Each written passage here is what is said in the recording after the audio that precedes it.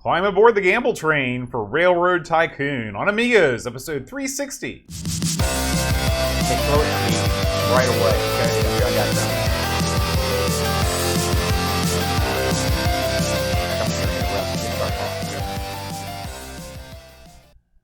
Hi, everybody. Welcome to Amigos. I'm John. Shut up, John. It's my turn to talk. Okay. It's me, Aaron. Amigo Aaron. No, I'm just kidding.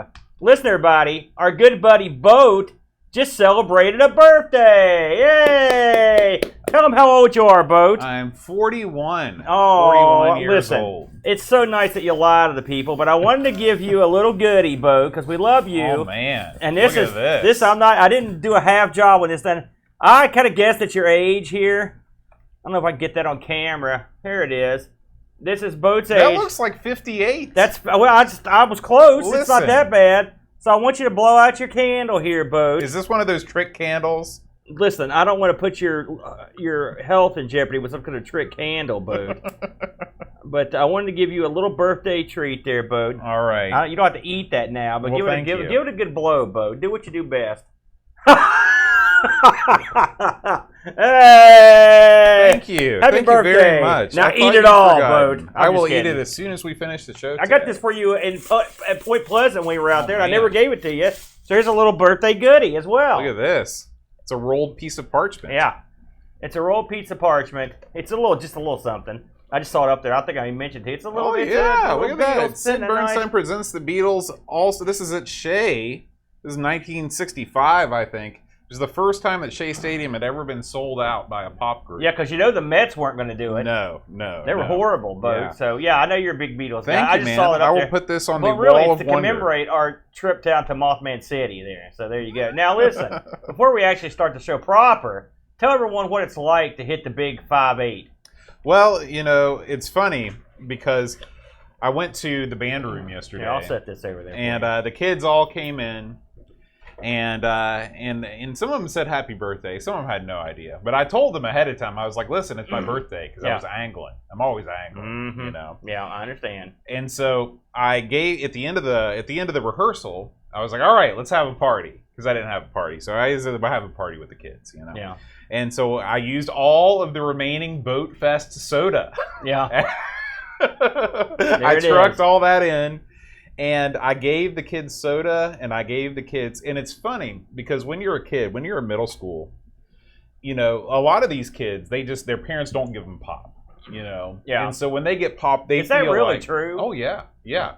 And so they're like, they feel like they're holding the Holy Grail. Like I gave a kid a can of Mountain Dew, and he was like, I bet his mother thanked you as well when you got home. And so the kids were drinking pop. They were singing. They were carrying on. They loved it. So I was so happy not only to bring joy to myself for having people to celebrate my birthday with, but being able to celebrate it with people that also enjoy it. Well, listen, I think I can speak for a lot of people. We wish you a happy birthday, Boat. Thank you. It's been a good year, Boat. You've done sterling work. And I would suggest to you next year that you hold Boat Fest a couple weeks later to coincide with your birthday. It makes too much sense not to happen. Not a bad idea. So there you go. We're doing it next year. Now, you may carry on with your preconceived baloney. Aaron, have you ever thought about becoming a hobo? What do you mean, thought about it? Have you seen what I wear? I'm talking about your classic hobo. You ride the rails. You're not above shiving a sucker. Oh, that's true. Well, let me tell you something, Boat. First of all, to be a hobo, what do you got to have? All right, you got to be sort of not care about yourself, right? Kind of crappy beard, long cruddy hair, down on your luck. Bam, right? And then, I prefer. You could say hobo, right? But I used to watch Kung Fu. Remember Kung Fu? Mm-hmm. Kwa Chang Caine was not a hobo. He wandered the earth. Right. That's better. It's like a Ronin. That's right. He went around and then he righted wrongs. Mm-hmm. Now I got beat up a lot, but I mean that's sort of if I was gonna hobo, that's what I would try to do. But I know how it would end up. Me drinking Sterno out behind someone's outhouse or barn, and they'd find me face down in the mud. Sometimes when I was a kid, I used to think there were hobos around here. Yeah. Because if you walk down, like when I used to walk down to Street Corner Comics down by the Go Mart, you'd see there are still people that sort of wander around that area. They're sort of the modern day hobo. Well, if you go to Hurricane at one time, people probably don't know this about Hurricane. This was a kind of a decent train town. Let me rephrase it. It had a stop here. Had a depot. Had a depot. And so there was a time when we got to a lot of trains, but it was way before we were around. But there are places that are train towns, and there are still people that ride the rails, but it's not like it used to be. And I'm always wondering if it was ever like the movies. Right. You know, where the guys jump in this open boxcar. Like, who's doing that? Yeah. They don't close boxcars in the 20s or whatever. You know?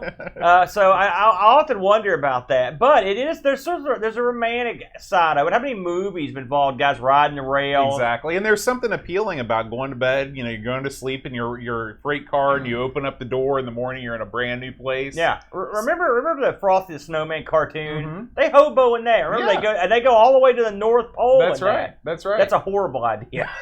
Don't hobo your way to the North Pole. Think about being in like today. It's about 87 outside. Like think about what it's like in an air conditioned open boxcar. Yeah, no good. And what do you think hobos are doing in those boxcars? They're not in there cleaning.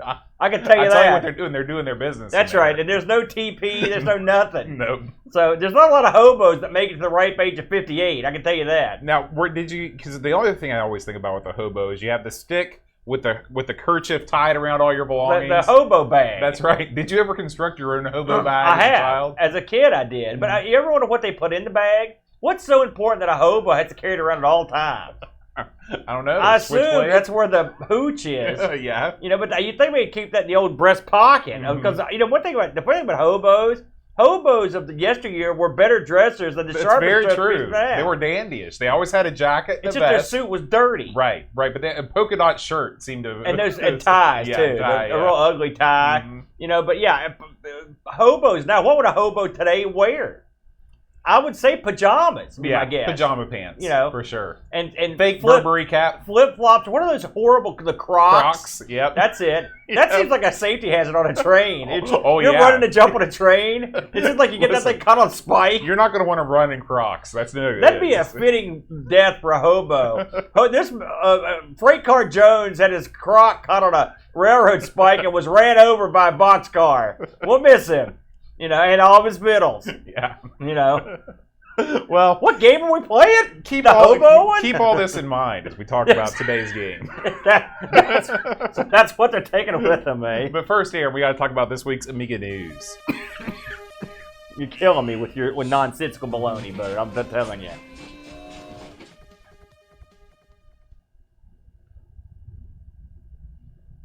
All right, Aaron, we're going to kick things off with a video from the one, the only Chris Edwards Restoration about a Commodore. Now, Aaron, I want you to listen closely here because this is not a CD TV. Yeah. This is a DC TV. Oh, yeah. I remember seeing magazine ads for these. Listen, I haven't watched this video from Chris yet. I missed this one. However, I've went years and years, and I've got no idea what these are. I remember seeing the ads in the magazines for them. They were beautiful ads. I think there's some kind of graphic enhancer, but I don't know what they do. Well, it allows you, I think it's another sort of video production device where you can run your Amiga you can run your TV through your Amiga, so you can have like a live preview of what's going on. I watched this video, but we forgot to cover it last week, so I've already forgotten. But what he does is he's got a monitor that has one of these gimmicks where you've got two inputs and you can run picture-in-picture mode, right? Oh, ooh, and so he's able, so you can see what the DC TV is generating at the same time while he's doing stuff with the Amiga. Okay. I've got to watch this because I need a crash course on DC TV. These things were quite the magazine staple for a while, no pun intended. Mm-hmm. They were in a lot of mags back in the day. So I'd have to look into it. Pretty cool. Yeah. Leave it to Chris. Now, our next story, Aaron, we got a lot of gaming news this week, which is always very exciting. Yeah. I just watched a 30-minute documentary on the history of Wonder Boy. It was great. I don't know anything about Wonder Boy, you know? I really had time to kill out here in the summer. Now that it's summertime, I watch whatever I want. So this is a Wonder Boy, a port of Wonder Boy for the Amiga. This is a game that I never really played a lot because I was never a Sega guy. I was always a Nintendo guy when it came to consoles. The first Wonder Boy came to the NES under the guise of Hudson's Adventure Island, which was a graphic reskin. But all the other Wonder Boy games, and there are many, did not come out on the Nintendo console. So it's sort of amazing to me. Those were like on the Master System and stuff. Yeah, they were on the Master System. That's right. I think I got some of these, actually. It's sort of amazing to me that this game was not ported to the Amiga, but it wasn't. Until now, they're using, of course, Aaron, the Scorpion engine to do this. This thing's the bomb. This engine is awesome. Yeah. And so please make sure and check out this new port of Wonder Boy by the outfit called Acid Bottle. Great name. That's a great name for him. This is going to run with an OCS with extra memory, so it should run on whatever you got. That's not bad, is it? Yeah. Okay. Our next story, Aaron. There was a big anniversary this past week. Atari, quite possibly the grandfather of the video game industry as a whole, at least the commercial video game industry. Yes, I'll definitely agree with that statement. Turned 50. Oh man, 50.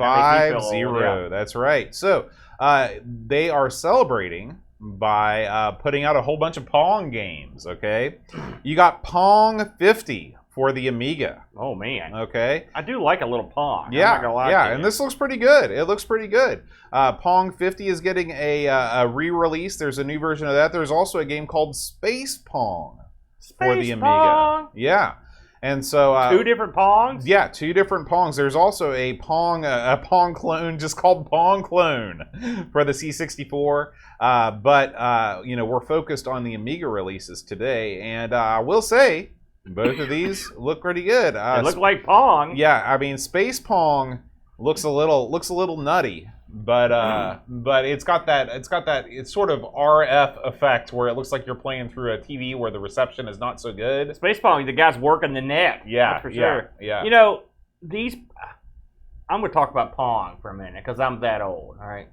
Pong now is an amusing diversion from an ancient time. Right. It's like when you find like rock carvings in caves. You know what I'm saying? Mm-hmm. There was a time though where Pong was King Dong. And everyone that it was anybody had one of those Pong machines hooked to their TV.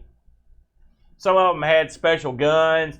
Some of them had paddles. Some of them had God knows what. Some of them had cool overlays, on that you just glue on your TV. You just put them on there, yeah. But Pong was fun, and it was if you think about what was the first video game? What might people say like Space War and stuff? Maybe, okay. But what's the first game that turned over a profit, made the moolah, got over, right? It wasn't Space Invaders. It's Pong. That's Pong right. was the one. And Pong sort of ushered in what a video game could do financially. Mm-hmm. And that jump-started the industry because once that kind of money is being made, people jump on board. And if you think about it, they put Pong in Andy Capp's bar. Mm-hmm. That thing breaks, they fill it 4 quarters. You've heard that story. Yeah. Whether it's real or not, I've heard both sides. But that told someone somewhere, hey, we can make money with video games. And from that instance, every home port of Pong was a direct result of the fact that someone knew they could make money. Mm-hmm. And every time they sold one of those home versions of Pong, it proved that people wanted to play video games at home. Right. And every one of those people that figured that out thought to themselves, hey, let's work an angle. Mm-hmm. And then it spread. It blew up like that. Mm-hmm. So, and when you look back at the pantheon of gaming legends, Pong, it's got to be right there at the top. Yeah, I'm 100% in agreement with you. So, celebrate Atari's 50th anniversary. Download yourself one of these versions of Pong. Do it. And give it a go this week. That's right. Pay tribute to Pong. Next, Aaron, we're going back to one of my most anticipated games.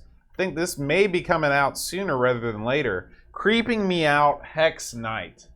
This is, I don't know if, looks like you didn't get that one on Up here it is. It's up here. I got it.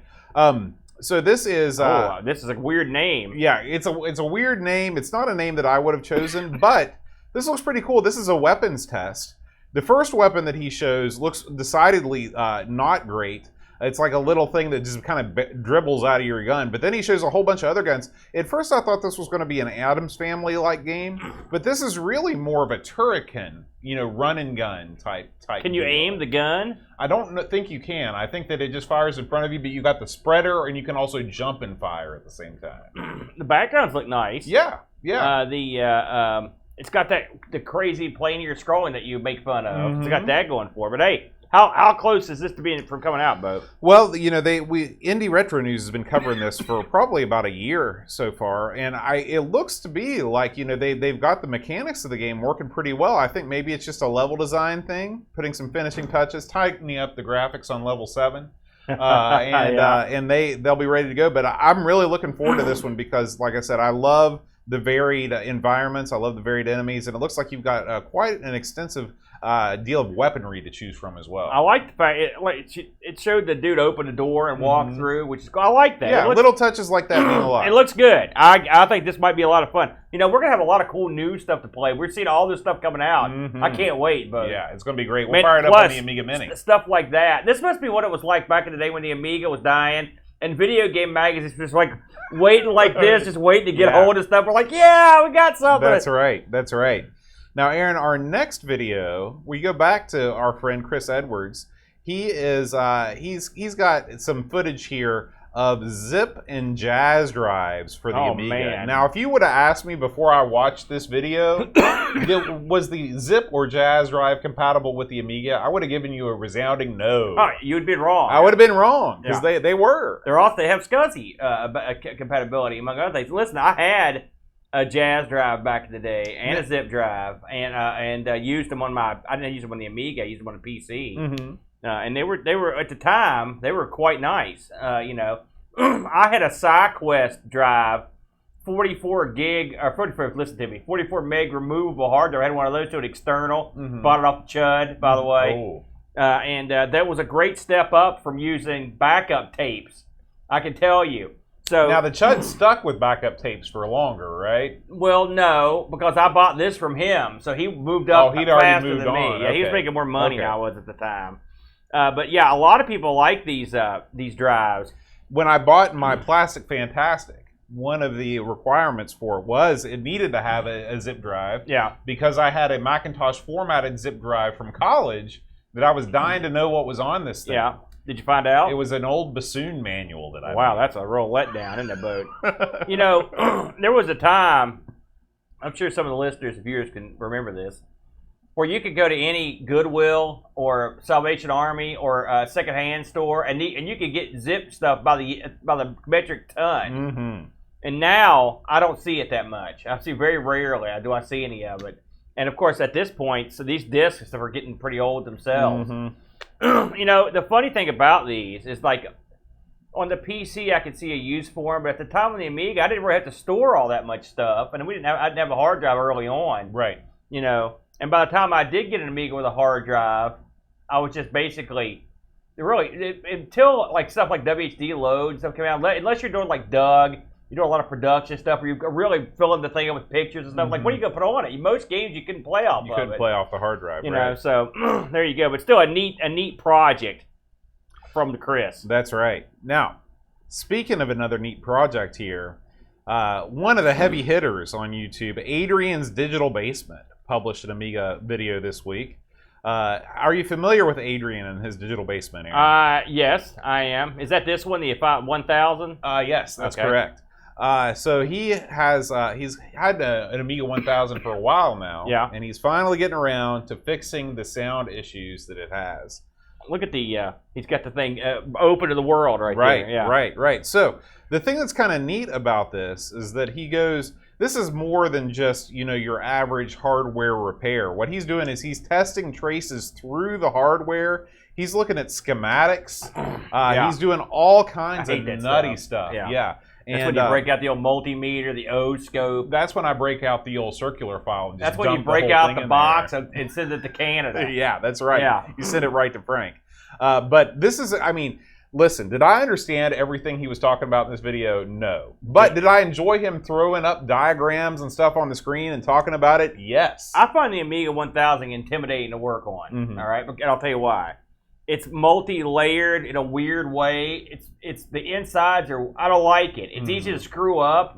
It's easy to forget how to put it back together. Like I'm intimidated, and I work on pretty heady stuff. I've never liked working on a 1000. I like having it, but if it ever breaks, it will just go up on the shelf. It'll go to Frank. It'll go to Frank. Yeah, it may go to him anyway. All right, Aaron. So check that out. Next up, that guy does great work. You're right. He's quite good. Yeah. Speaking of another guy that does great work, the 10-minute Amiga Retrocast has a new episode. The Doug. And Doug is talking about, Aaron, the Tsunami A1230 accelerator. I did watch this one. This one was interesting to me because I'm always interested in seeing what kind of 1200 stuff is coming out. And this is a reasonably priced good accelerator. I saw it lacks a few things that people would like, but it's still overall, I thought for the price, though, it's pretty good. Doug goes through and shows all the tricks about putting it in. He works on it. He runs the usual stuff you'd run on this. He runs Frontier, and some demos and stuff. It looks good. Would I buy it? Again, me and you were both in the same boat. Is it going to make the games play any better? It makes Frontier run faster, but pretty much, is it going to make Gods run faster? No. Well, so I'm not that interested, but still, it's neat. Yeah. And again, if your 1200 is your daily driver Amiga, if it's your only Amiga and you want to make sure that it's got, the jack to do whatever you want, something like this could be a solution. You get a boatload of memory, too. Yeah. So that's always nice. So, yeah, Doug, I will say, as you would expect, Doug gives a thorough vetting of this thing and also gives you the pros and cons and how it works. Yeah. So there you go. All right, Aaron. Now, you wanted me to add this on here. This is our last story of the day. Yes. Talk to us about TechMoon's latest This has video. nothing to do with the Amiga, but I don't care because I've got a show and I get to do what I want. That's the great thing about it. And TechMoon is another giant stud of a man. He's all man when it comes to technology. And he looked at something that's near and dear to my heart, and that's the old 2XL robots. I've talked about these on the show before. Me and Gary Hucker both have at least one of these. If you look in the background when I shoot from inside the house, you can see it up on my shelf in the box. Oh, yeah. This was a trivia machine that ran on 8-track tapes. And I remember seeing this thing in like the late 70s and thought it was awesome because it asked all these cool questions, and the way it was rigged up was real fun. And it had all kinds of cool tapes. And it was always just trivia stuff, tapes about sci-fi trivia and nostalgia trivia and stuff like that, history. It even had some educational titles. And the voice they used was a sort of like unusual ethnic voice that was really cool. I always liked the way the guy talked. What country would you imagine the 2XL I would say it was a Jewish type voice. Okay. And so, but I mean, listen, it doesn't sound like a robot, but it sounds like a friendly. I mean, it makes the robot like friendlier. You like want to hug it. Does it sound like Mel Brooks? No. Nah. More like yogurt, kind of. But it was a lot of fun. And TechMoon opens this thing up and looks in it and also actually explains how it works. Because for all these years, I was never quite sure how it worked. I had a rough idea. So it was a lot of fun. Sometime we ought to do a 2XL stream. Yeah. There also is Rob just mentioned it, and TechMoon mentions it in the video. There's actually an emulated version you can play online, but it's not as cool as actually having the actual 2XL. So just something I thought I'd throw in here. I know a few of our listeners are into the 2XL. So, and if you like TechMoon, you'll really enjoy this. He goes, this is like a 30-minute video, and he gets into it deeply, Bo. It's very interesting stuff. That's all I got. All right. Well, Aaron, before we leave our news segment this week, we need to talk about one of the guys that keeps not only our Amigas ticking, but the entire Amiga community writ large. Yeah. That is Retro Rewind. Oh, man. God bless him. Listen, no matter what you need for your Amiga, if you need caps, if you need accelerators for your Amiga 600, if you need OS 3.2, if you need Kickstart ROMs, if you need an EEPROM burner to burn those ROMs. Diagnostic tools. Frank has got you covered. RetroRewind.ca is the place to go if you are into Commodore computers and you need to make your computer sing the best it can. I was thinking about, because we have done a few promos for Frank over the years, right? And people are like, here they go again with these guys. But I was thinking about it. Here's the ultimate praise, right? Frank came to town. All right, what did we do? We gave him our most precious things to fix. That's right. That's the highest praise I could give a guy. I wouldn't go say, here's my Vectrix Hobo bill. Put your sack down and have a look at this thing. I gave it to the Mac Daddy. It's like the Maharishi coming to town. Right. We should have been on bending knee, because he was fixing this stuff on the fly. It takes a lot of know-how and a lot of skill to knock this stuff out. That's what he has. That's right. So, if you are in need of any kind of accessories for your Commodore computer or your Tandy Color computer. Or accelerators, whatever you need. Or if you've just got a busted machine, you can send it to him. He'll fix it. You can save 10% off any order by heading over to RetroRewind.ca, filling up your cart, and putting in Amigos 10 as the promo code when you check out. We thank Frank for being a sponsor and keeping all of our computers running smooth. Absolutely, Bo. Aaron, it's time to talk about Railroad Tycoon. You know, before we get too deeply in it, I was waiting for him to show up here, since we're on a birthday kick. Yeah. And we're talking about trains, man. I've been trained to love this man. It's my good friend from down under, Graham W. Becky. That's right. He just rolled in the chat room here, and he has hit the big 5-0 boat. Now, I hit that last year. You did. You hit it hard. It didn't go well. It's not your best birthday. No. And so I want to, and we've known Graham for years. He's been very almost kind to us. He's a big supporter of ours, but also he's a heck of a guy. Yeah. And he rolls the punches. He keeps the ball rolling. Skilled man, drummer extraordinaire. He's got the full set of drums. Yeah. And he's a good guy. First guy that really got us into Mister. That's right. So I want to give a hearty hi-ho to our good buddy, Graham W. Baker. Happy birthday, Graham. Bam, happy birthday. We salute you. Now, in honor of Graham, I will now show off my prowess at reviewing Railroad Tycoon. So I guess that's not really a good birthday gift for Graham, but I'll do my best, Graham. So Railroad Tycoon boat. We knew this was going to be heady stuff. Yeah. Did you ever play the Railroad Tycoon or any of the Tycoon games? You look like a Tycoon playing guy. You know, I sort of am a Tycoon playing guy, but I never played any of the Tycoon games. Transport Tycoon, Railroad Tycoon, Nursemaid Tycoon. Never played them.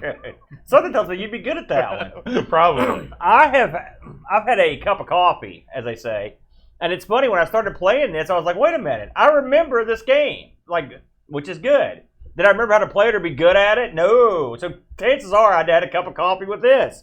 And I don't know if it was on the PC or the Amiga.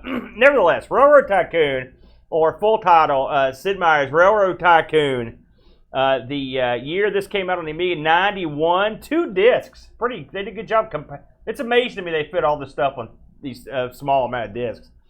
This was developed by the brilliant geniuses at MPS Labs, otherwise known as the Microprose Software Labs. My God, let's just run down some of their accomplishments on the Amiga. You ever heard of a game called Civilization? I've heard of it. Pretty awesome. Yes. How about F-19? Yep. We've played a lot of these. Gunship 2K, M1 Tank, Nighthawk F-117, Pirates, Red Storm Rising. We've done a lot of their stuff. So they're a quality outfit. Let's just put it that way. And this was published, of course, by Microsoft. So basically, this is in-house. And, of course, they've published, amongst the other things, including Knights of the Sky. We loved Covert Action. That was one of the ones we really enjoyed. Yeah. They did that, too? Yeah. Wow. Are you being sarcastic? No, I'm being serious. Yeah, that was a good game, too. Yeah, and we're the only people that like it. I love Covert Action. I know. That's right. I forget it's a Sid Meier game. That's Sid right. Meier's Covert Action. That's right. This is a one-player joint, all right? So you're not going to be getting your trains together like a Gomez on the Addams Family. Right. Which I always love that. Yeah, I love him so much. Anyway, designed by Sid Meier. You know, he's designed almost everything I mentioned. So I'm not going to go through his credentials again. It was co-designed by Bruce C. Shelley, who also co-designed Civilization with a pretty good track record there. Also was responsible for the phone book-like manual that this goes with. Yeah. I'm sure we'll get into that later. Yeah, because the PDF was 37 gig. Just to pull it down. The coder on this, I'm going to go through some of these people because they're people you've heard of. The coder, Laurie Sinnett, who worked on Knights of the Sky and Civ, and the graphics, Mark Scott and Max Remington III. That's the best name of the bunch right there. I want to highlight the musician on this, David Lowe. And we've mentioned him before, but when I got to look at what he'd done, listen to it, because you hear about the sort of the trademark musicians. This guy did Afterburner, Altered Beast, California Games 2, F-15, Frontier Elite, the game Summer Edition, IK Plus, Stargliders 1 and 2, Summer Games 1 and 2, Super Street Fighter. He did tons, Turbo Outrun. So he did a lot of stuff. That's just some of his stuff. That's insane. You don't hear his name bandied around that much, but this guy went to work. Yeah. Yeah. And I like some of that music. I mean, hey, we all know Altered Beast is a step up from the arcade. Now, this was ECS, OCS, and OAGA here. Converted over, amazingly, from the DOS version, which we'll get to. I looked up, this actually was available for more stuff than I never saw one listing of everything this was available on, so I had to cull one together. You got the Mac, Did you know the Mac had a version of this? Somebody on Discord tried playing it. That's the only reason why I know. The ST, the FM Towns, Ooh. the NEC PC 9801. By the way, for comparison, I tried desperately to find video of the FM Towns or NEC PC version, and there's none. Nobody can emulate the FM I could Towns find none. version. Now, it could be on, like, the Japanese YouTube, but I couldn't find it. So, there you go. Now, why don't you, since you're so good at this, why don't you give people an idea as to what exactly you're doing in this game? It's actually, it's funny, it's not that hard to explain what you're doing. Oh, yeah. That's the easy part. It's just part of the whole game. So you are a financier. You have lots of money that you have raised through the sale of stock in your railroad company. And borrowed. It is your job. It is your job to build a network of rails and build trains to put on the rails to transport goods, services, and people from one place to another, while at the same time fending off rivals and coming to grips with the different sort of natural resources that can be found in all of the places where you're running your network. And let's not forget the surprisingly deep stock portion of the game. Right. Which is, I guarantee you I didn't do that when I was a little kid because I learned a lot about stocks when I was playing this. So, at its heart, Boat, a game where you make it's like a giant train set with other kids that are mean often. Before we get into the game real deeply, what did you think about the presentation this when it comes up? I really enjoyed the music that came up. It's quite colorful. They stylize it to make it look like this is 1900s or 1800s. Yeah, I was going to say this is it's sort of early 1800s. I think that your first railroad is 1866. So actually, you've got the 1830. Yeah, it actually varies. Okay. Yeah, you've got Eastern U.S. There's 4 maps you can choose from: Eastern U.S. 1830, Western U.S. 1866, England 1828. And Europe, 1900. Now, word on the street is that you're putting your railroads in England. That's the easiest one. That's what I read, too. The word on the street is that the Eastern USA and Europe are the two harder ones. Mm-hmm. I didn't attempt either of those. Oh, I did. I went for Eastern US right away. I went England, and then I went Western USA. Yeah. So when this game starts up, you get your choice to start a new one, and you can also load a tutorial, which we should probably just touch on the tutorial real briefly.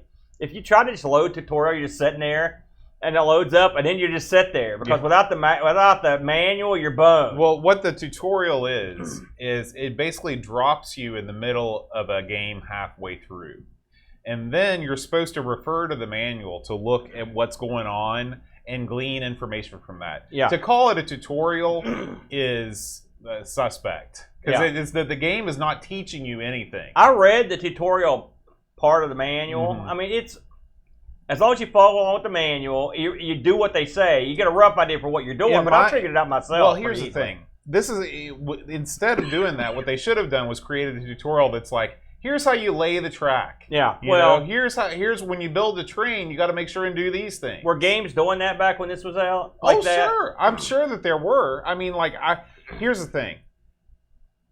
If you're not going to do that, then don't call what you put there a tutorial. Well, I think the people at Microprose are real high-minded folks. So their idea of a tutorial is we're not smart enough to do it. Well, they definitely. We should get this out of the way, right? This is a game where you absolutely.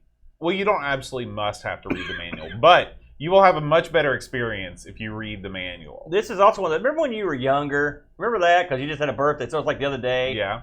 Remember back in the old days, you'd go out and you'd go out and buy your box game. Then you'd have that car ride home in the back of the car. This is one of those car ride homes or on the toilet type, or like have it in your school book. Oh yeah, that's right. I love manuals. I loved manuals like this when I was a kid. Yeah. Now looking at a 63-page PDF with 1 week to master this game, well, also, I don't like it so much. PDFs aren't fun to read. No, I don't like them. They're not like a book. Right. And a Kindle or something aren't like a book. No. A book's like a book.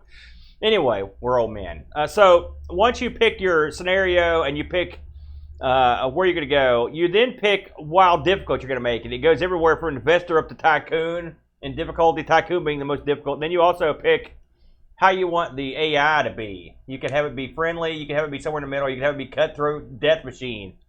the AI are other train owners.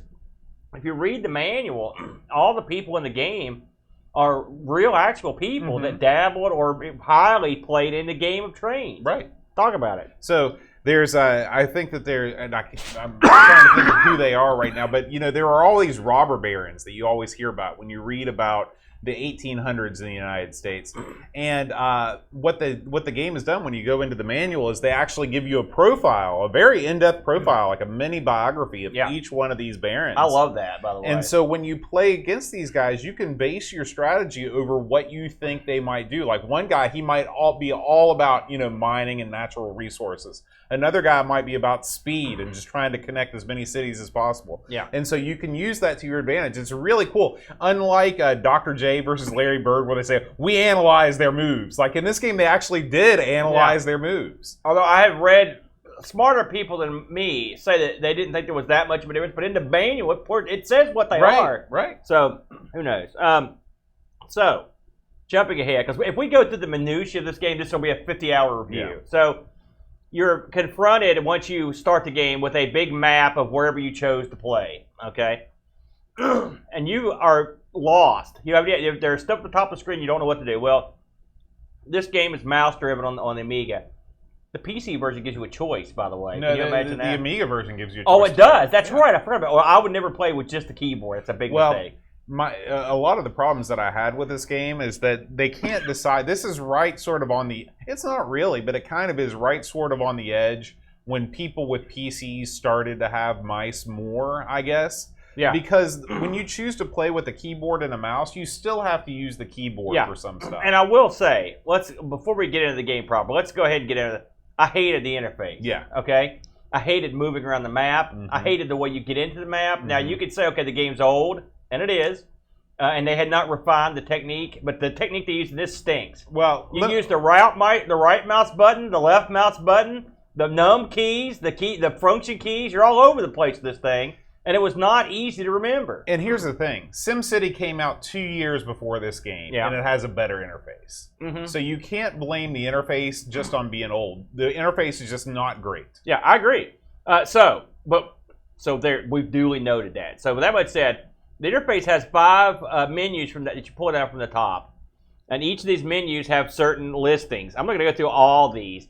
One of them basically gives you the different views of the map and helps you find cities. One gives you financial reports and reports on your train.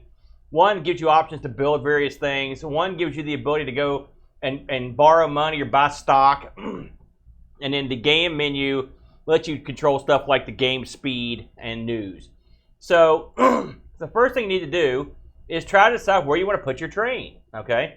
Now, if you're like me, I didn't do any study or even pick a city that was huge. I went right to Lexington, Kentucky, because my train was going to run from Lexington, Kentucky to Charleston. Hey, that's not a bad strategy. So I went from Lexington to Ashland to Huntington to Charleston, right? One thing you're going to learn early in this game is to prepare to be in the red a lot. I mean, I don't care who you are. You're often operating on borrowed money because you have to get loans.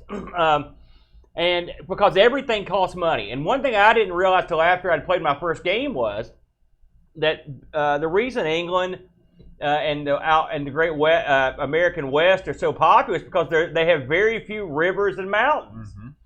Well, what do we got around here? Buckets of rivers and tons and tons of mountains. So it's super expensive to build your track.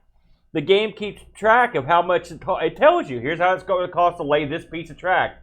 The track's laid down in grid squares. Now, let's get to the Amiga-centric problem. This game is to lay down track, you hold the shift button and hit use the num keys to up, down, left, right, and diagonals. Okay, well, guess what? The Amiga 600 doesn't have a num pad, and none of my stuff has it. How's Wedge Life treating you? It treated me good because I cheated at that. Oh. But also, I didn't mind just building up, down, left, right. But I mean, obviously, diagonal gets you there quicker. And it's cheaper. That may be why you were always in the red. Well, I cheated the second time. Okay. The first time I didn't. If you have an Amiga 600, you're bummed. Yeah. Could they have fixed this? Yes. Did they? No. There was never a sort of numpad accessory that came out for the Amiga, right? So there was literally nothing that I know of. Do. Okay. Well, I read that this would have been a very simple patch, and everything I read said they never released a patch. So.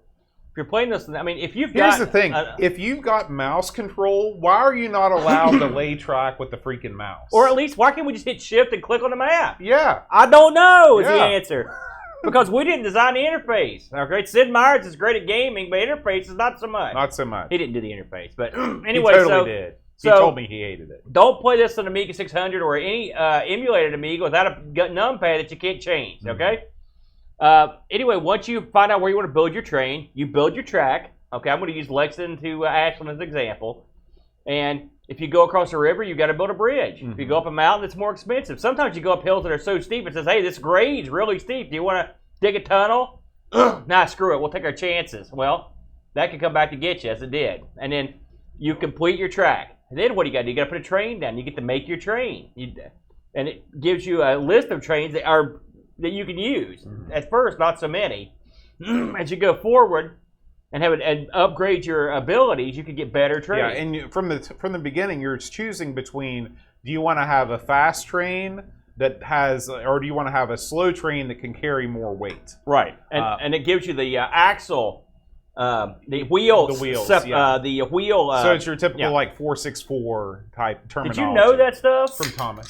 Really? Yeah. Everything I used to watch that, and I didn't know it. Oh, yeah. Well, you didn't go as deep as I did. I'll tell you the one thing. I sent more than a few trains to Smelter, if you know what I mean. Because they weren't getting it done, brother.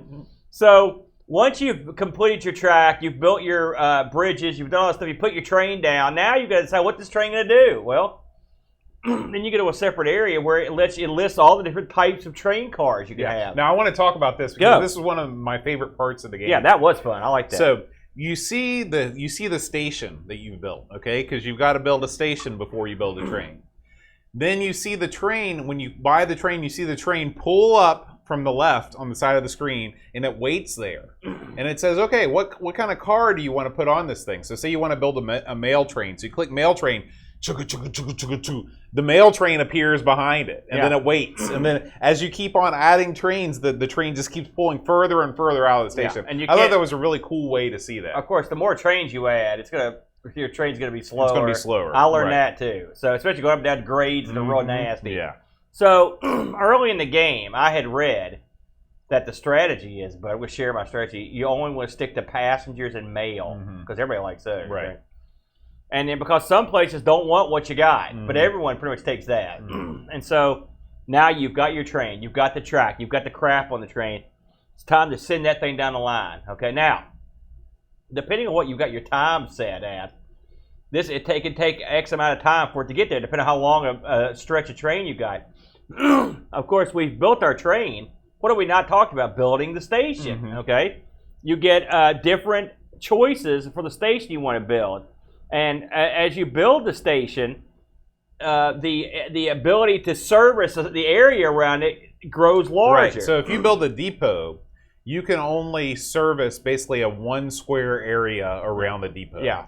If you build a station, it might be a 3 square area. If you build a terminal, it's the biggest one. It's a 4 square area. So if you're building in an area that's a major metropolitan area, it's not like some games where you want to start small and then later build up. If you're starting in a major metropolitan area, this is my opinion, you want to go with a terminal right off the bat because that's the only way you're going to recoup your investment because you're going to be surrounded by resources that you can't access. Yeah, but of course the downside of that is that it costs, literally when you start with $1 million or whatever, you're losing almost half your money on building that one thing. Right.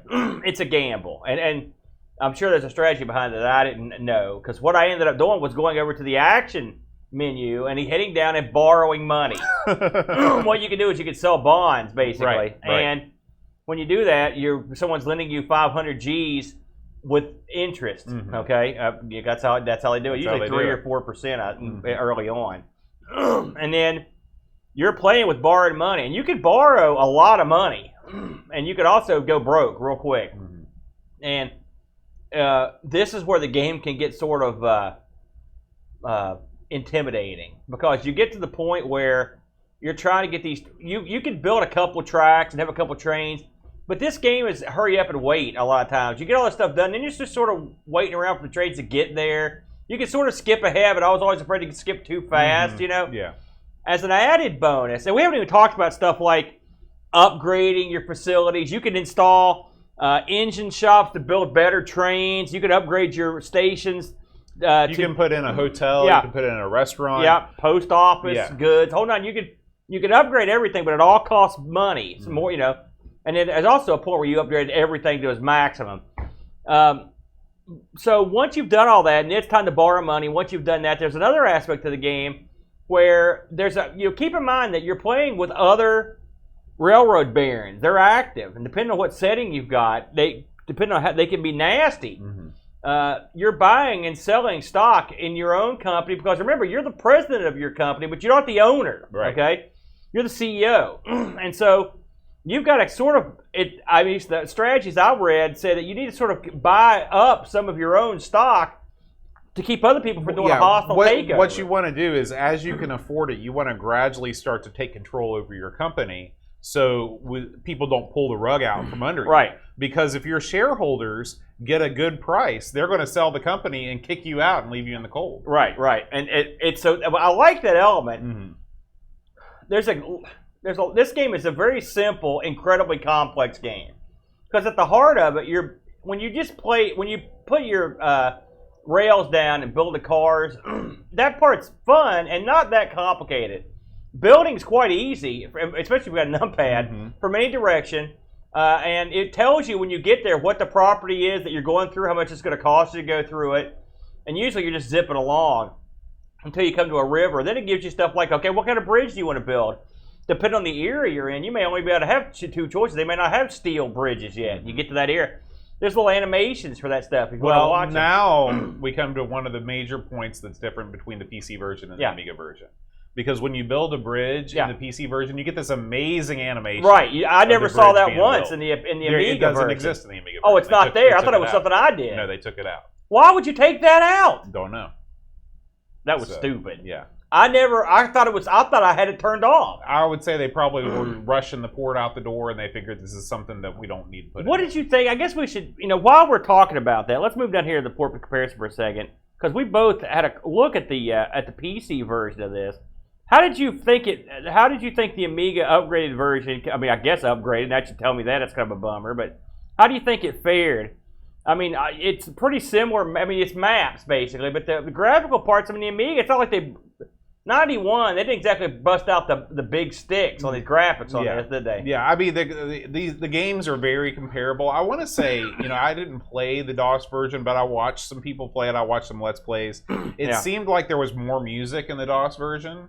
And like I said, but the biggest thing is the bridge building animation, which, I mean, like, is it a deal breaker? No. You only watched it once or twice, but it was cool. I watched it on the DOS. Cool. I actually played this. In fact, I posted a link in the Discord if anybody wants to care. You can play this online. And I did the same strategy and played through it. And I kind of like the little animations. I mean, really, the DOS version has its charms. Mm-hmm. It's not crap, but I mean, you would think when they ported this, it's a dirty port. Let's face facts. They didn't exactly go out the extra mile. Right. Well, again, this is Sid Meier, an American company, making a game for a machine that was a non-factor in its homeland. Well, you're not wrong. So there you go. So with all that said, how do you rank this in the pantheon of gaming? What do you think about this? I mean, like I said, we've skipped over some of the minutiae, but I mean, eventually you're building double tracks. You've got these huge stations. You're trying to build in these areas because, keep in mind, things are invented as you play. Places grow. Things happen. Your trains, the bridge caves in. Mm-hmm. They fall off the track. The tunnel collapses. It's it's sort of like there's more than a little civilization feel to this. Not the way it plays, but the way the news pops up and the way time goes. Yeah. I like the fact that you're frequently interrupted in this game by news reports and things like that. There's a downside to some of that, though, because it would interrupt you without telling you what was happening, and so suddenly the computer just stops doing anything while I sat there, and it's something like, for example, the fiscal year ends in the middle of a turn. Oh, I'm like, what's happening? What's going on? Well, it's loading up that screen or whatever. I found that irritating. Yeah. Now, you do have the option to change the frequency of the news reports, because if they get on your nerves, you can kind of slow those down. a lot of the more complex things have to do with actually routing the trains. Once you have multiple trains and multiple tracks, you don't want all the trains going to the same spots. Yeah. You want to set priority. You want to set a schedule of stops. You've got to get your signal things up. And so that's where a lot of the real fun, I think, in this game is. If you enjoy that kind of fun, where you want to think about logistically, okay, I've got this line and I've got these 2 trains. What is the most efficient way to carry these goods?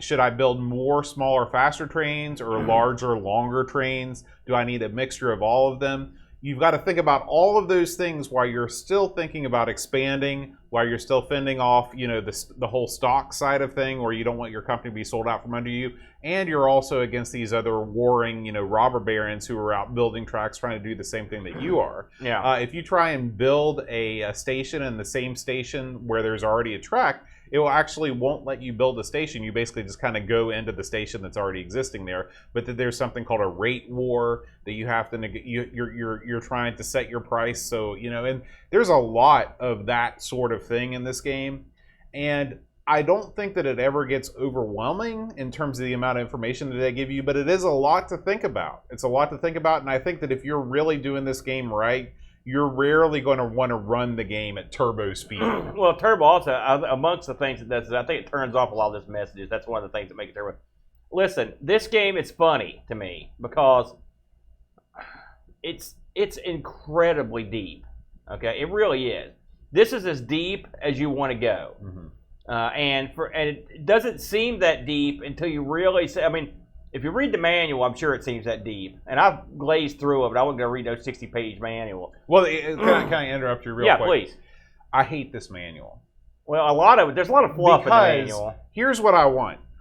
Here's the first 20 pages that actually tell you how to play the game. Yeah. And then give me as much of a novel as you want about the history of the railroad and the history of the trains. Yeah. What they do in this game is they kind of mix it all together. Yeah. And that makes it incredibly frustrating to try and find what you want to find. Yeah. This is one of those games, and because I always hear this, oh man, okay, Railroad Tycoon was a good game, but man, wait till you play Railroad Tycoon Deluxe or Railroad Tycoon 2. This is the kind of game, and by the way, none of those exist on the Amiga. This is the only one they got.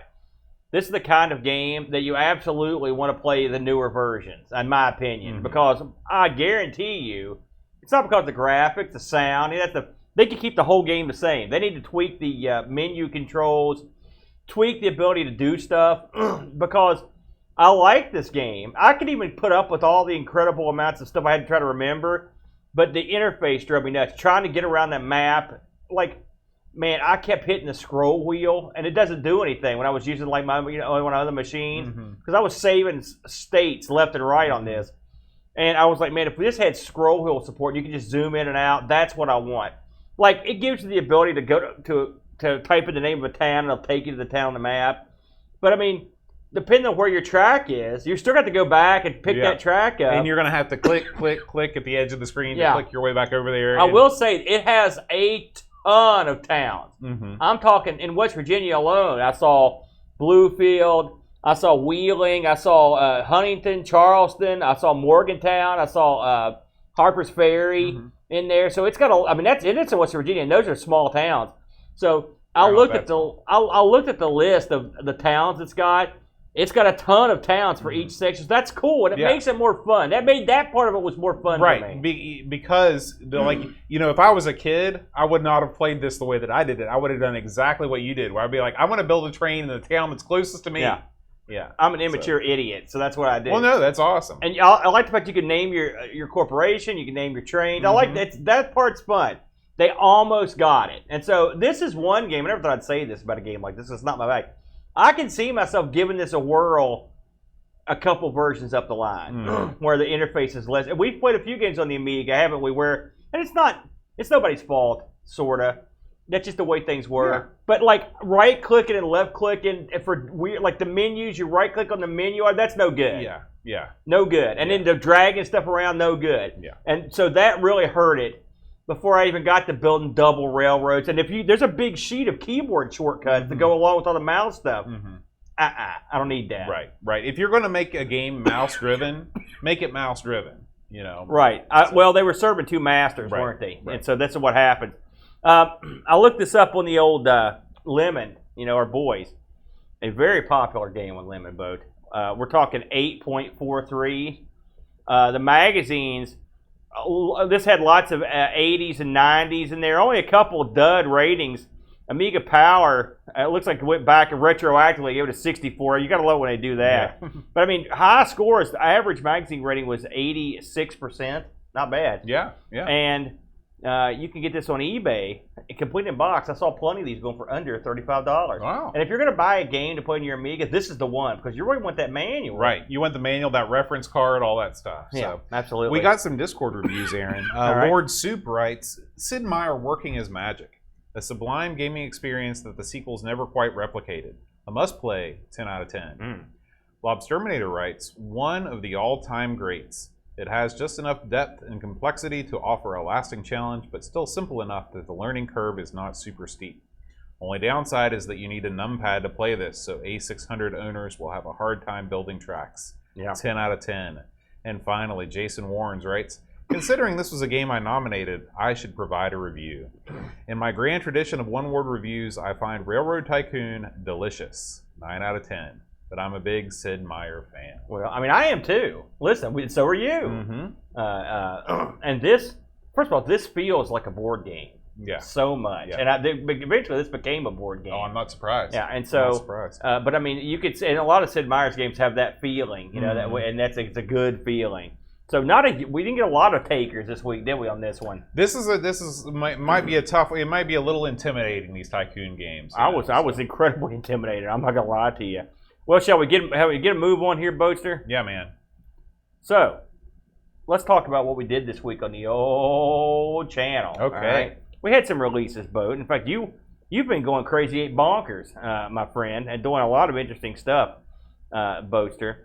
Let's talk about a little thing that we like to call Gauntlet on the ST. Yeah. Now, this is a sore spot with me. Tell the people what we did here. So this is our final. No, it's not. I think we've still got one more live from BoatFest video to premiere. It will come out on Monday. Yeah. But this is the infamous moment in which we were talking about running the gauntlet. Yeah. And I told you that when I was a kid, I always thought running the gauntlet meant that you'd line up in the 2 rows and people would hit you with marching band gloves. Yeah. Because the gauntlet is the marching band glove sleeve thing. Yeah. And so I said, well, have you ever been hit by a glove? And you said no, and we were talking about that. So Chad ran out to his car, tossed a glove onto the thing without thinking. I just picked it up and natural reaction, just smacked you with it. Yeah.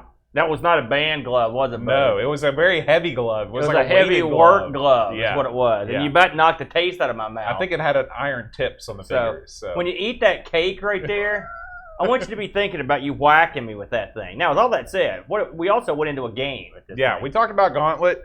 Gauntlet is a pretty solid port for the ST, although it has scrolling issues as you'd expect from the platform. I think we hated this less than a lot of people. Yeah, a lot of people really don't like this game, and I think it's because they just prefer Gauntlet 2 so much more. Yeah. Also, I think depending on the model of ST that you're playing this on might have to do with the performance, but we thought it was okay. Yeah, I've seen better, but it wasn't that bad.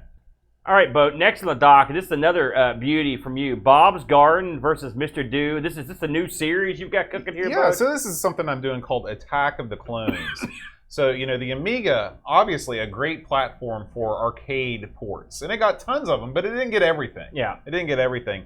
But sometimes it got some loving homages. And that's what Bob's Garden is. So what we do is we take a look at Mr. Do at the arcade, and then we take a look at Bob's Garden. I'll tell you this, Aaron. Bob's Garden, darn fine, Mr. Do. Have we played this on the show before? Because I know we played this somewhere. This was on one of our early arcade Attack of the Arcade clone. I think we did 20 or 30 of these in one episode. Man, we were out of our minds back in those days. And so and this has literally been 6 or 7 years ago when we did this. So I thought it was time for another look.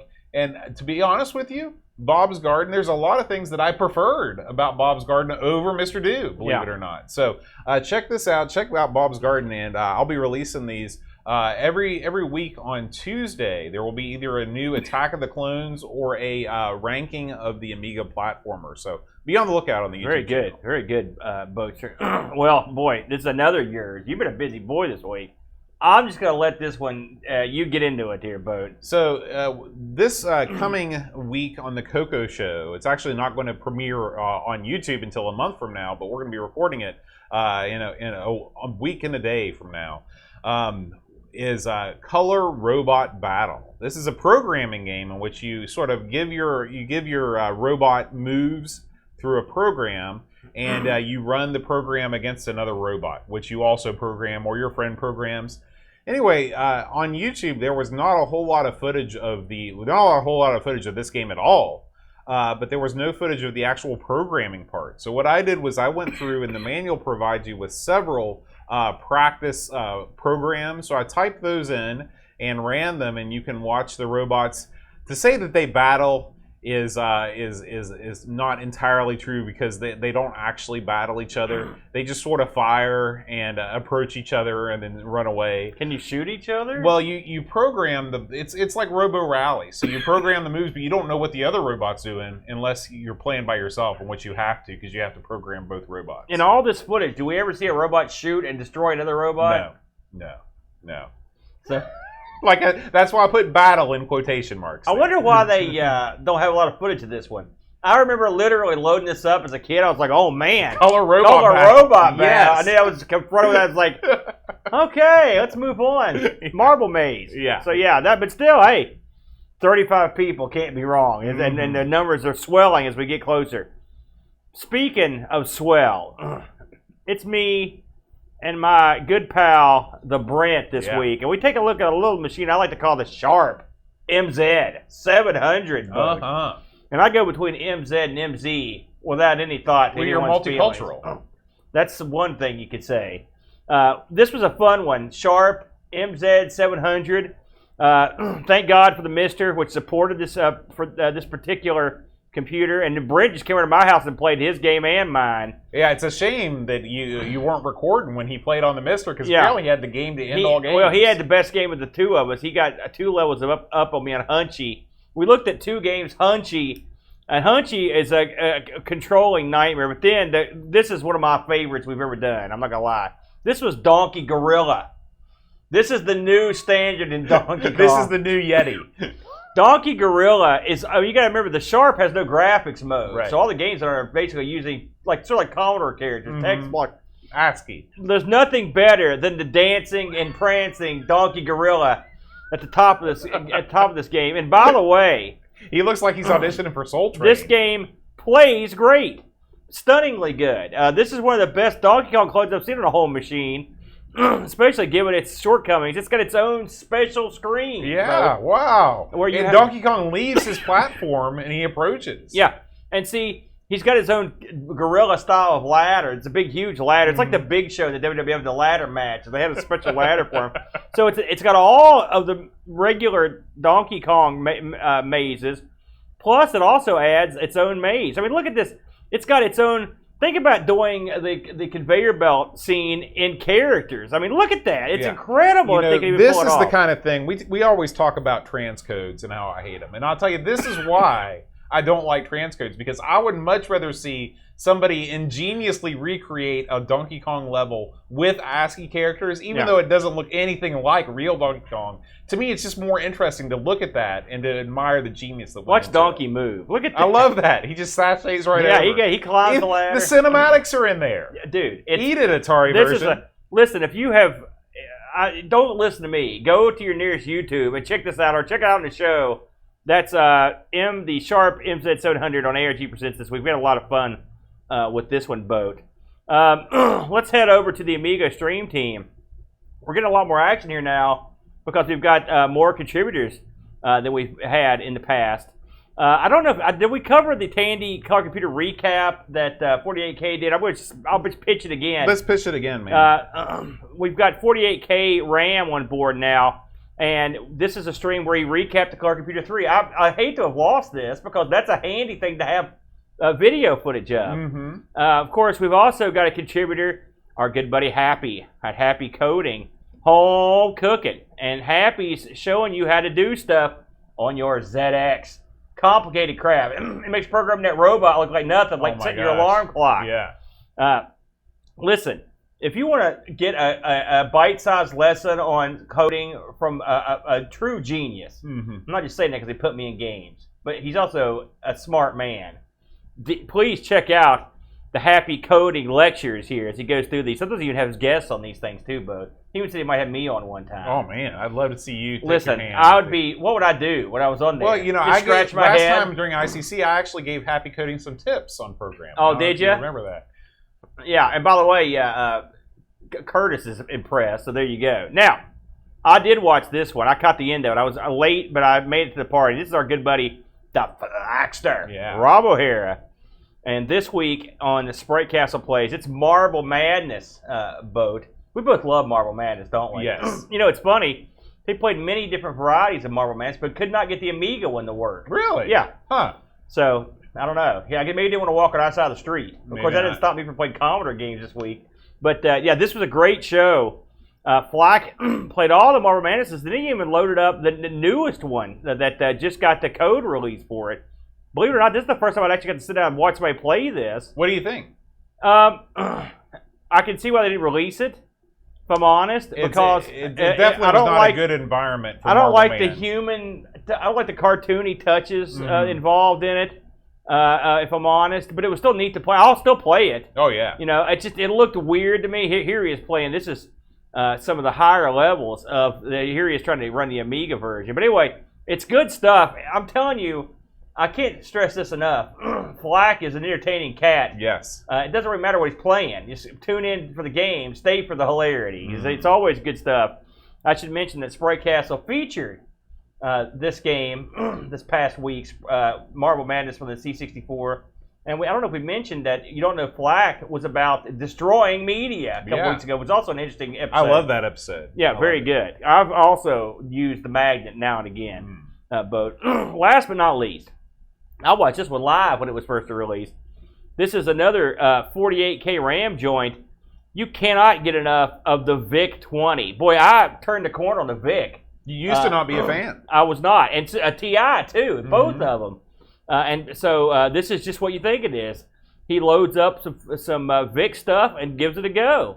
You know, always entertaining.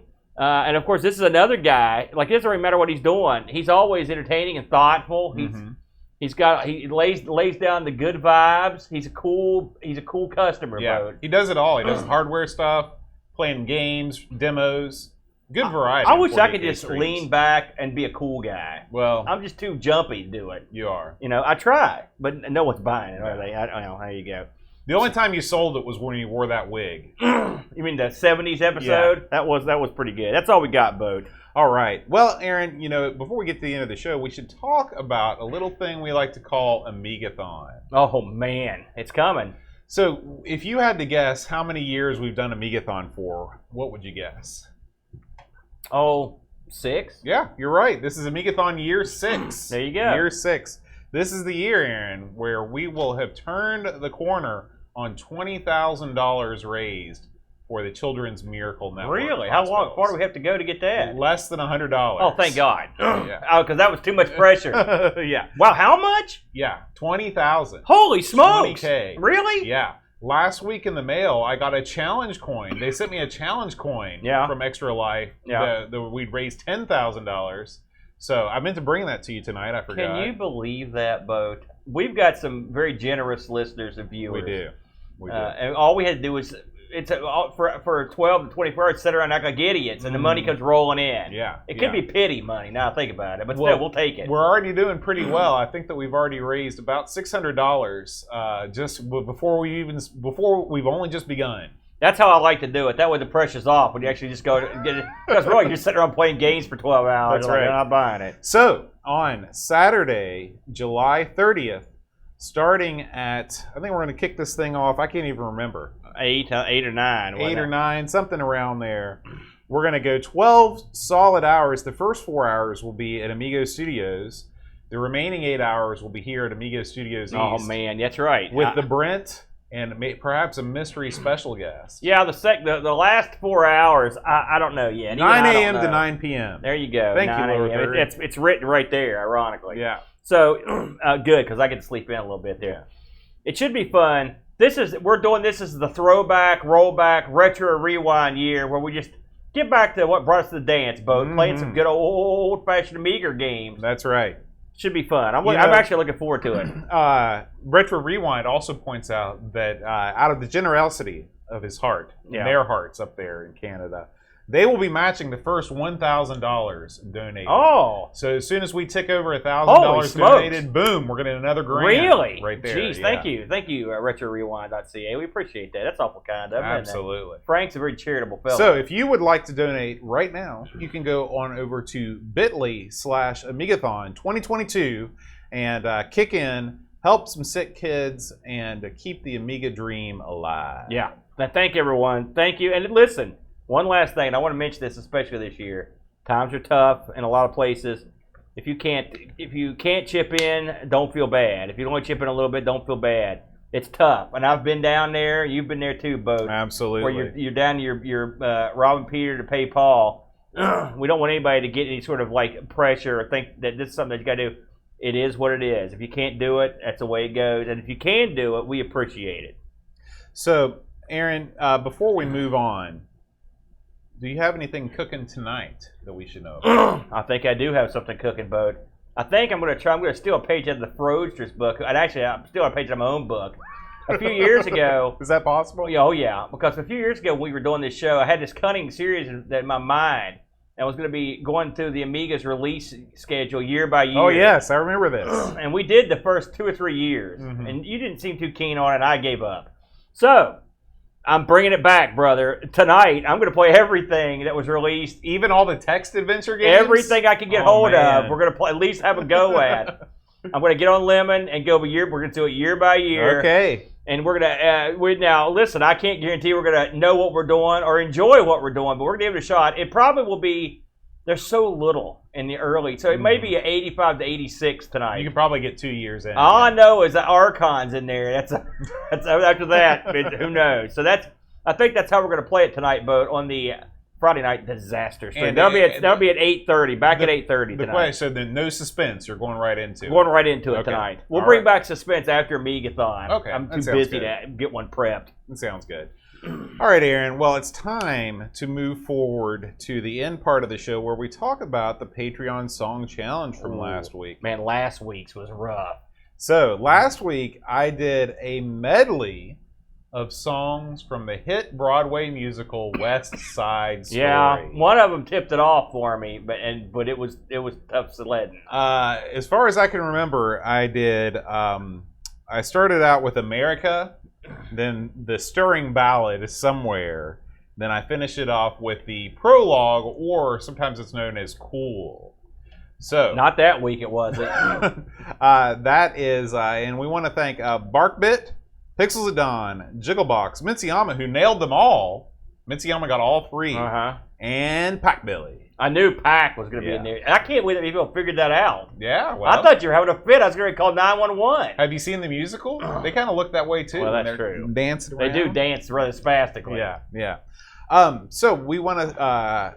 we got a new patron this week, Aaron. Oh. Yeah. Robot Doctor 82. Oh, I know him from the Flack Show. Oh, cool. Yeah. Thanks for coming over, Robot. We salute you, Robot. Listen, we can't have doctors in the house. Now, I do want to say that we recorded this Patreon song. This is a new song from the Junebugs. Oh, thank God. So, thank you, sweet Lord. For those of you that were wondering what happened to the Junebugs, we're back, baby, and we're better than ever. So we hope you enjoy this. If you know the answer, send me an email at john@amigospodcast.com. If you're watching in the chat, don't answer in the chat. Keep it real. Send me the email. Hit it.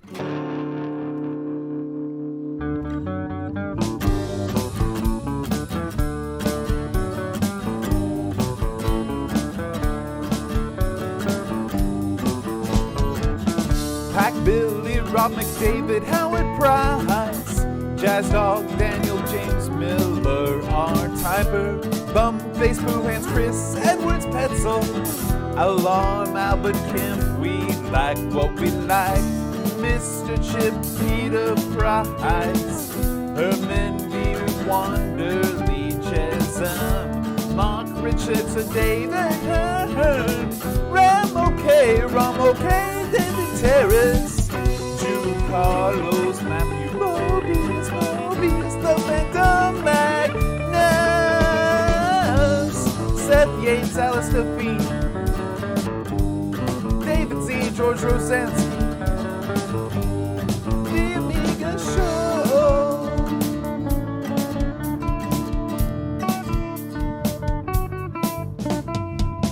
Daniel Crabtree, Super Family King, Crazy Loomis, William Vinter, Scar, Heavy Systems, Frack Lord Mark, Bioman, Olaf Hope, Alien Raider, Velociraptor, Cowbird Boy, Daniel Williams, Luke Hudson, Bomber Bass, Frodo, Anna, Sold and Sounds and Tank Mage, Jurgen, Mr. Cola, Bernard Lucas, Jerry Dington.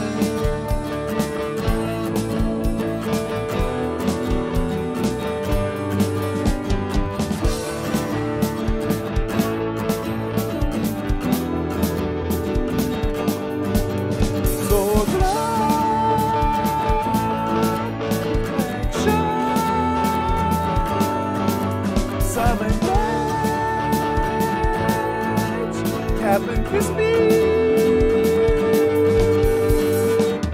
Killer Bites and Kathy, Gary Heather Freeland, Kate Fox, David Pickford, Cameron Armstrong, Andy Jones, Lobster Minator, 10-minute Amiga Retrocast, Bernard Quinn, RMC, Joseph Harrison, Kyle Edward, Rob O'Hara, Matthew Larimore, Eddie Craig, Shonzo, Bachman, Rosenberg, Andy Munches, and Anthony Kalon, Elton Bob, Tickle, Taylor, Levin Lord, John Marshall, Matthew Rowan, Cribbin, Devil, Pickett, City, Z, The Slow, Norris, Stefan, Shaw, Gordon Munson, Edmund Helen, Christopher Hess, Chris Bowles, Gordon Drew, Graham Dempsey, Adam Battersby, O'Brien, Redden, Finish, Gary Hudson, Real Harrington, Dunny Styles, Dennis Wiggins, Josh Nana, Bradley Jones, Rule, THC, Eric Nelson, Derek Winston, Darren Colton, Morton, Sladon, and Kjolbjorn Barb. Fact. Beautiful. Yeah. Beautiful. Who knows what that is? So, again, John at AmigosPodcast.com. Good job, Junebugs. Well done. Thank you. Yeah. Keep that coming. You saved me from a lot of headaches. I want to thank Lobsterminator on guitars there. The one and only Reflection on bass. Nice. And Graham W. Bebke, the birthday boy himself. Nice work. Keeping it real on the drums. Man, I'll tell you, great band. If they could get a lead singer, I might go somewhere. I know. That's what I tell them all the time. All right, Aaron, we also want to thank our Twitch subscribers, the people that watch us live every Friday at 5 o'clock. Want to thank Lumen808, Negsol, Spinny108, Frodo Beachbum7, Wing Chun Wolf, Vingatorixio, Retro Jerry, Uber Scuba Diver, Mitsuyama, John Marshall 3, L. Curtis Boyle. Oh, hail. That's right. Paul Kitching, Brother Bill, Jason Warren's Amiga Live, Feroxity, Wishbone, Thursobard, Crabs MTG, Gary Heather, Grizzla, Amy Steph, Blow Jellyfish, Back to 8-Bit with Hermsky, Blue Train, Steve Burtz, Great Algae, Lamasta, Eeyore 4077, Pajako 6502, Pixels at Dawn Gaming, Jigglebox, Explorer, R-Typer, RetroRewind.ca, Pixel Rageous, Real Retro Dude, Mike A3000, Buck Owens, Mash Pie, Texas Foosballer, Twilight Zoner, Still Adolescing, Oil of Hope, Monzames, Chris Edwards, and Chris Edwards Restoration. Beautiful. Hey! It's the Kim Justice crew. That's right. Hey, Kim Justice crew. Thanks for the raid. Listen, I need to get together with Kim sometime, and I'll tell you why. Because Kim Justice digs the wrestling, as you know. Yeah. And I watch the wrestling stuff, as you know. Of course, she did that special birthday thing for me. It was awesome. I love that, Kim. Keep the wrestling coming. And, if you've been living under a rock, there's a lot going on in wrestling right now, a lot of controversy going on. But I don't like that. I like the stupid crap.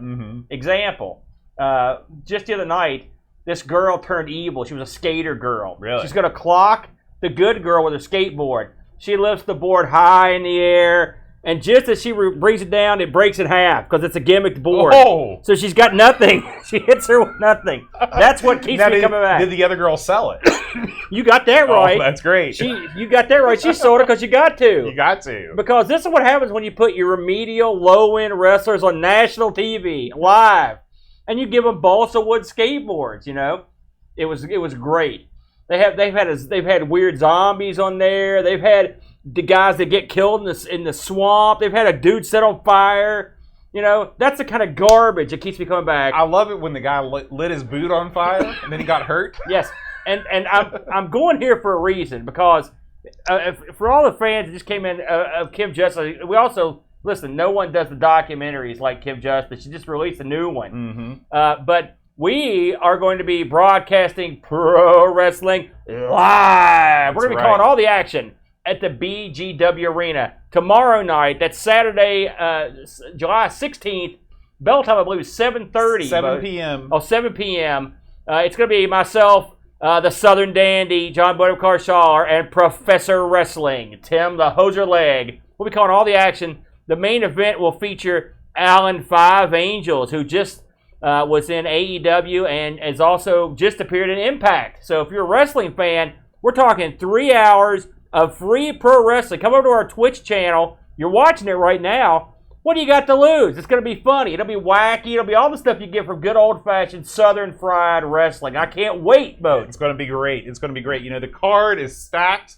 We've got everybody from Super Oprah to the Circus of Pain. And you've also got literal legend Sumi Sakai is going to be on the show. I know Kim knows who that is. We're also going to have Kimberly on the show. These are famous people. Sumi Sakai trained by legitimate Japanese female wrestling legends. And she's a legend herself. The fact that we get someone like that to come literally in our backyard is quite remarkable. Plus, you're going to have all those wacky guys that you love, Bo. Oh, yeah. You're going to have General Lee. You're going to have Paparazzi the out Captain there. and Paparazzi are on a new tag team. What's the name of that nautically themed bad guy squad? They're the Naughty Boys. The Naughty Boys. N-A-U-T-I. So that's going to be solid gold. So please, if you think about it, creep on over to the Amigos Retro Gaming Twitch channel. You're watching it right now. Give us an ad and tune in for the wrestling. If you're watching this after the fact, it'll be up on our channel, so you can go catch it in its entirety, but it should be a lot of fun. That's right. Well, guys, we're going to hang it up for this evening. Except for one thing. We need to talk about what we're going to play next week. Let's see what we got, Bode. Survey says, bam. This one struck me as odd. It's the Hunt for Red October. Oh, now, apparently there are two versions of this game, Aaron. There's a strategy title, and there's the shooter. Yes. We're playing the shooter, baby. Have you ever seen this film? No. Is it worth watching? It's got oh gosh, yeah. I remember liking it. Really? Back in the day. I mean, it's got Sean Connery in it. I've never seen Das Boot either. Well, listen. You almost got kicked with Das Boot after you hit me with that glove at Boat Fest. I can tell you that right now. You're going to start calling you John Boot in the face, car Charler. Yeah, should be fun. I'm looking forward to this one, Boat. Yeah. So, guys, we will see you next time. And until then, adios.